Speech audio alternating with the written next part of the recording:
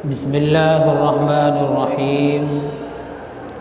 Qala al-muallif rahimahullahu ta'ala wa nafa'ana bi ulumihi fid dharaini amin.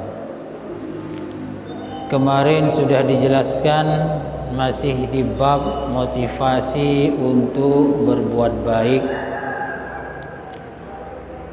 Kemarin sudah dijelaskan menurut hadis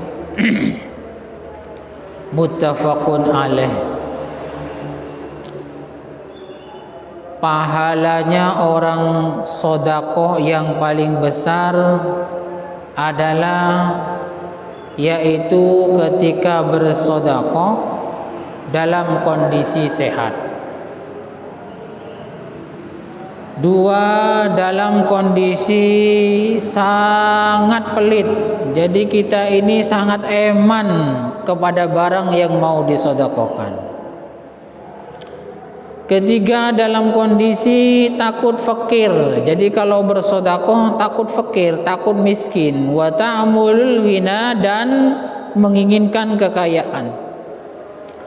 Sodakoh dalam kondisi seperti itu pahalanya paling besar.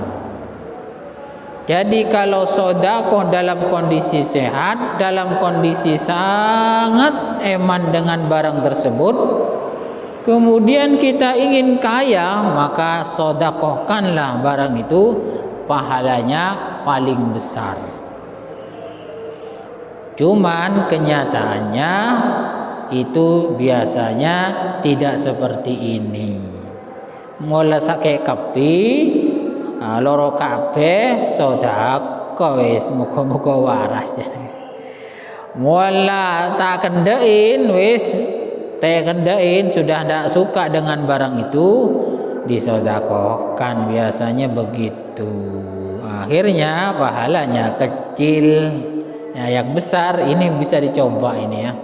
Terserah mau sedekah uang boleh, sedekah baju atau pakaian boleh, atau makanan. Ketika makanan itu sangat disukai, sedekahkan. Atau dalam kondisi miskin masih mau bersedekah, pesetan ndi sukuni neng 2000, sedekah ki 1000.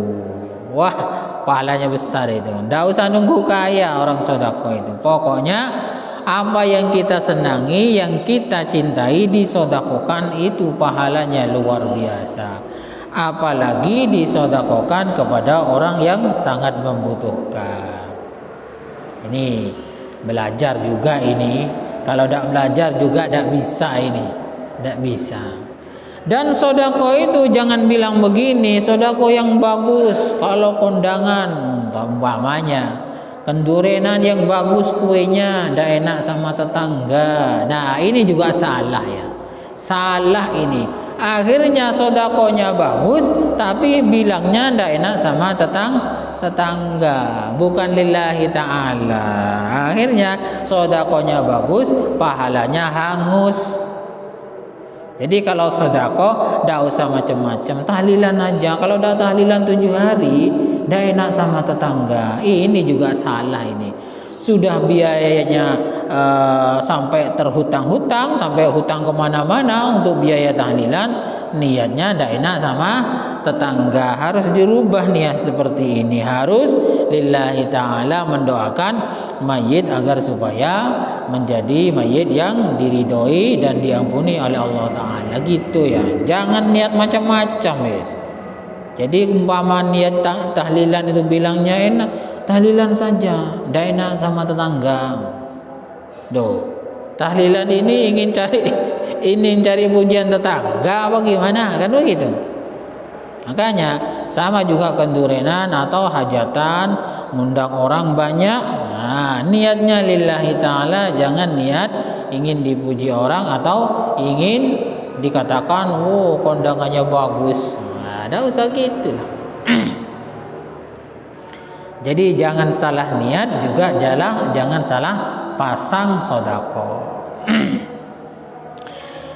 Kemudian hadis as-sabi' an Abi Hurairah radhiyallahu anhu anna Rasulullah sallallahu alaihi wasallam qala, Nabi bersabda, badiru bil a'mali sab'an hal tantaziruna illa faqran munsiya. Kata Nabi, bersegeralah untuk beramal soleh sebelum 7 ini datang. Tidak usah nunggu 7 ini datang. Beramal solehlah dengan segera, jangan sampai menunggu 7 perkara ini datang. Apa? Faqran munsia, fakir yang melupakan. Loh, kok bisa begitu? Iya, kalau sudah terlalu fakir, dulu kaya umpamanya, eman karena banyak uangnya. Kemudian setelah fakir ingin sodako, saya sudah fakir ingin sodako. Orang kalau sudah fakir itu biasanya melupakan segala-galanya. Kadang tak ngurus halal haram, kadang juga gak ngurus pikirannya untuk ibadah. Fakir akhirnya mikirin bagaimana sekiranya kembali lagi menjadi kaya. Itu tok yang dipikir. Tidak usah begitu, tidak usah nunggu begitu.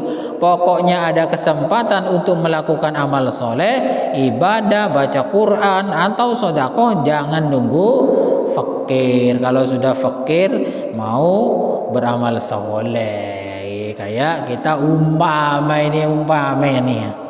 Kalau sudah bangkrut, banyak masalah, banyak ini dan itu, mau datang ke masjid. Tidak usah begitu. Pokoknya ada kesempatan datang ke masjid berjamaah, ya datanglah. Tidak usah nunggu bangkrut ya. Nunggu susah, banyak ujian, ntar ke masjid, jangan ya. Itu namanya hamba Allah yang kurang baik. Atau mau beramal soleh awinan mudghiyah, atau menunggu beramal soleh ketika sudah kaya. Padahal kaya itu lebih banyak orang itu tidak kuat dengan ujian kaya. Makanya jangan nunggu kaya untuk beramal soleh. Nanti saya kalau sudah kaya akan menyumbang 1 juta, 10 juta. Tidak usah. Kadang kalau sudah sampai kaya tidak akan nyumbang 1 juta itu. Apa? Eman sama uangnya. Karena kadang ada orang yang mengatakan, seorang kiai mengatakan, uang itu banyak setannya. Kalau 1000 setannya 1000 yang menggoda agar supaya tidak digunakan untuk amal soleh. Kalau 1 juta setannya juga 1 juta agar supaya orangnya itu eman untuk bersedekah atau mengeluarkan zakat.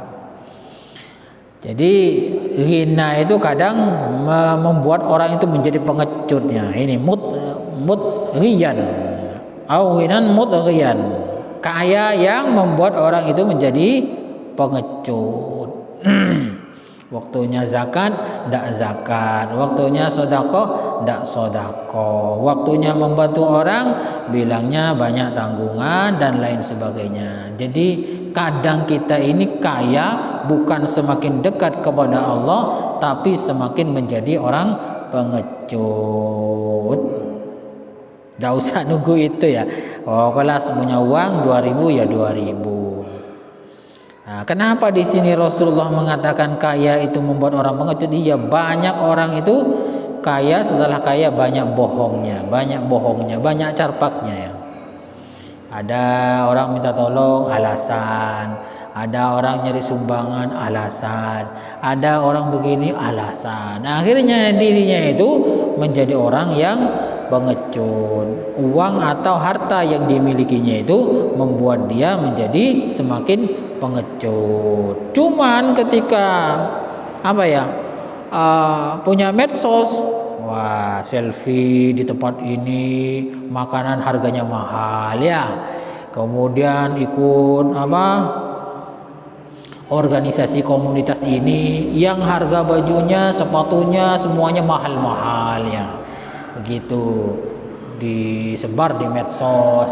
Kemudian ketika dimintai sumbangan, wah, berseru-seru, aro-seroannya. Ini juga tanda-tanda orang kaya yang pengecut. Au maradon mufsida, jangan menunggu beramal soleh datangnya sakit mufsida yang merusakkan. Jadi kalau sudah sakit, kecelakaan, sakit paru-paru, sakit jantung, ginjal, sudah sulit untuk beribadah dengan baik, jangan nunggu, pokoknya waras segera beribadah yang benar, beramal soleh yang banyak. Tidak usah nunggu sakit. Kalau sudah sakit mau istighfar berkali-kali, ya Allah, astagfirullah, sepuran aku nyuwun sepuro. Kalau sudah sakit ngoyok ya, jangan gak usah nunggu itu. Lakukanlah walaupun dalam kondisi tidak begitu sehat. Pokoknya ada kesempatan beramal soleh, beramal soleh. Au haraman mufnida, jangan juga menunggu beramal soleh ketika sudah pikun. Kalau sudah pikun itu buat apa ya? Jadi artinya kalau masih muda, masih sehat, beramal soleh lah, tidak usah nunggu pikun. Kalau sudah pikun itu tidak bisa menghitung rakaat sholat, tidak bisa. Zuhur sholatnya 3 rakaat, subuh 4 rakaat. Ini sudah pikun ya, sudah pikun. Ada orang itu sholat itu ditungguin biasanya di sebelahnya. Ada. Jadi kalau orang kalau mau sholat dia harus ditemani di sebelahnya. Jadi anaknya biasanya 1 rakaat, Allahu Akbar, 2 rakaat, begitu. Ada yang begitu. Jangan nunggu begitu ya, ngerepoti ini sudah. Karena sudah pikun. Au mautan mujhiza, juga jangan menunggu mati yang sangat tidak mengenakan. Mujhiza ini sangat tidak mengenakan, juga sangat mengenakan. Jadi kalau sudah mati jangan sampai kita mau keburu mau amal. Ada kemarin itu di video ya, di video di media sosial di WA ada tulisan, ada video begini, ada tulisannya begini: marilah ke masjid berjalan sendiri, jangan datang ke masjid sampai diantarkan oleh warga. Maksudnya apa? Datanglah ke masjid, ya datang sendiri dengan niatnya sendiri, keinginan sendiri. Jangan sampai datang ke masjid diantar oleh warga. Maksudnya apa? Datang ke masjid diantar oleh warga karena sudah meninggal dunia, yosong ya. Jangan sampai begitu ya. Awan sampai yosong berarti sudah dipaksa masuk masjid ini. Makanya ketika kita ini diberi kesempatan untuk bisa berjamaah di masjid, ya berjamaahlah di masjid. Jangan sampai datang ke masjid dihantarkan oleh warga. Artinya mau disolati, dipikul, diantar oleh warga. Jangan sampai begitu. Ini perintah dari Rasulullah SAW. Karena apa? Karena kalau sudah dihantarkan ke masjid itu terakhir ya. Terakhir mau udah mau melihat, apalagi diantarkan. Bahaya ini, bahaya. Awid dajjalah. Jangan menunggu beramal soleh nunggu dajjal. Lama ini, dah usah wis. Pokoknya fasyarrun ghaibun yuntazar. Jadi begini, kita ini ada hal-hal yang jelek itu tidak diketahui, yaitu seperti dajjal. Ini tidak usah ditunggu, pasti terjadi, tapi lama ini. Rasulullah juga mengatakan awis saati, ya, jangan menunggu kiamat mau beramal soleh. Ya artinya bersegeralah, tidak usah nunggu ini dan itu. Fasa'atu adha, ingatlah saah atau hari kiamat itu adalah sesuatu yang sangat tidak enak, sangat apa ya, kejadian yang tidak enak, yang paling tidak enak. Wa amaru, dan kejadian yang sangat pahit. Intinya kita ini dalam hadis riwayat Tirmidzi ini beramal soleh segera, tidak usah nunggu ini nunggu itu, tidak usah, laksanakan selagi bisa kita melaksanakan. Kalau menunggu ini dan itu ya banyak ini dan itunya. Hadis yang asamin, anhu dari Abu Hurairah anna Rasulullah sallallahu alaihi wasallam qala. Ini ceritanya agak panjang, ada cerita begini. Dalam perang Khaybar Nabi Muhammad ini berkata, la'utiyanna hadhihi raya rajulan yuhibbullaha wa rasulah. Jadi Rasulullah mengatakan dalam perang Khaybar, saya betul akan memberikan bendera ini kepada orang yang cinta kepada Allah dan Rasulnya. Yaftahullahu ala yadayhi, dan kemenangan akan dipimpin oleh orang tersebut. Qala Umar. Nah ini begini ya, Sayyidina Umar ini ngomong begini bukan ingin jadi pemimpin, bukan ya. Cuman ingin masuk sebagai orang laki-laki yang cinta kepada Rasulullah dan cinta kepada Allah. Ingin masuk itu, bukan ingin kepada pimpinannya, jabatannya, enggak. Qala Umar radhiyallahu anhu, ma ahbabtul imarah illa yaumaidin fatasawarat lahu raja'an an ud'alaha. Jadi kemudian Umar ngacungkulah Kanjeng Nabi, saya Kanjeng Nabi, saya tidak pernah ingin jadi pemimpin perang Kanjeng Nabi, tidak pernah ingin. Cuman saat ini saya ingin sekali menjadi pemimpin perang itu. Tapi yang diinginkan bukan menjadi pemimpinnya, tapi disebut orang yang memimpin perang saat ini adalah orang yang cinta kepada Allah, cinta kepada Rasulullah, dan akan memenangkan peperangan. Begitu. Jadi mengambil jabatannya itu bukan karena ingin jabatannya, cuman ingin masuk, cinta kepada Allah dan cinta kepada Rasulullah dan memenangkan peperangan. Akhirnya pada Rasulullah sallallahu alaihi wasallam Ali bin Abi Thalib.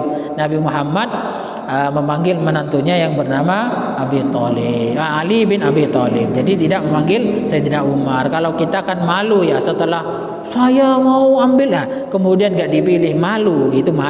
Itu tandanya dah ikhlas. Kalau ikhlas ya ndak, biasa aja. Namanya gak dipilih ya. Mau nyalon ternyata ndak jadi, malu. Oh berarti kurang ikhlas. Kalau ikhlas tidak ada malu, biasa aja, berarti takdirnya begitu. Akhirnya pimpinan atau bendera sebagai pemimpin perang ini diberikan kepada Sayyidina Ali. Setelah dipimpin oleh Sayyidina Ali bertanya kepada Muhammad, ini untuk apa ya Rasul? Bendera ini untuk memerangi orang kafir yang selalu mengganggu kepada umat Islam. Akhirnya Sayyidina Ali berperang di perang Khaybar. Ini ceritanya panjang ini. Ada ini kehebatan Sayyidina Ali itu, gerbangnya Khaybar itu tidak pernah bisa dibuka oleh musuh. Jadi walaupun dihancurkan, dibom macam-macam oleh musuh, itu tidak bisa dihancurkan itu gerbangnya. Nah, Sayyidina Ali yang menjadi pemimpin, katanya oleh Sayyidina Ali gerbang yang sangat kuat luar biasa itu dipegang kemudian dijebol pakai tangannya. Jadi ini termasuk karomahnya Sayyidina Ali. Apa Sayyidina Ali punya amalan haji? Dah ada ya. Kalau orang sudah kekasihnya Allah itu udah pakai haji-hajian. Sudah, kalau sudah dipegang oleh Sayyidina Ali langsung dijebol. Akhirnya disitulah perang Khaybar dimenangkan oleh umat Islam. Jadi di sini kalau beramal soleh tidak usah nunggu-nunggu, malulah. Saya masih malu, masih muda, tidak mau pakai jilbab. Tidak usah begitu, pakai saja guys. Saya masih malu, tidak mau haji. Uang ada sih, mau daftar tidak enak. Karena apa? Terlalu muda, tidak siap. Tidak usah begitu, tidak daftar aja. Pokoknya mempunyai kesempatan untuk beramal soleh, lakukan. Tidak usah nunggu ini itu macam-macam, tidak usah.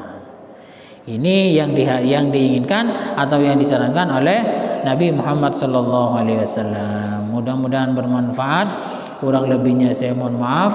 Wallahu a'lam bishawab. Al-Fatihah.